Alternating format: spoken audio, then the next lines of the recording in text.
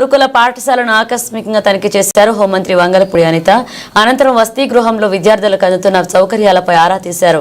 విద్యార్థులకు అందించే భోజన పదార్థాల నాణ్యతను స్వయంగా పరిశీలించి విద్యార్థులతో కలిసి భోజనం చేశారు. హోంమంత్రి విద్యార్థుల యోగక్షేమాలు అడిగి తెలుసుకున్నారు. విద్యార్థుల చదువులతో పాటు క్రీడల్లో కూడా రాణించాలని సూచించారు మంత్రి. ప్రతి విద్యార్థి చదువులో రాణించాలని విద్యార్థులకు దిశానిర్దేశం చేశారు హోంమంత్రి అనిత.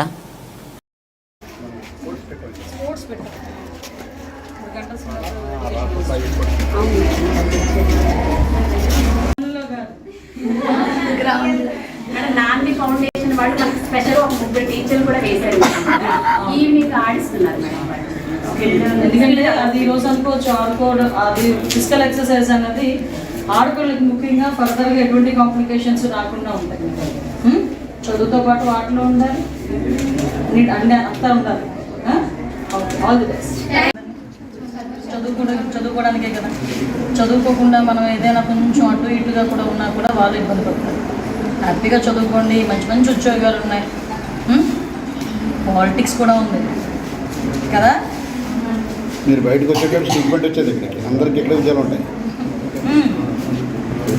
మీరు చక్కగా డిగ్రీకి వచ్చే టైంకి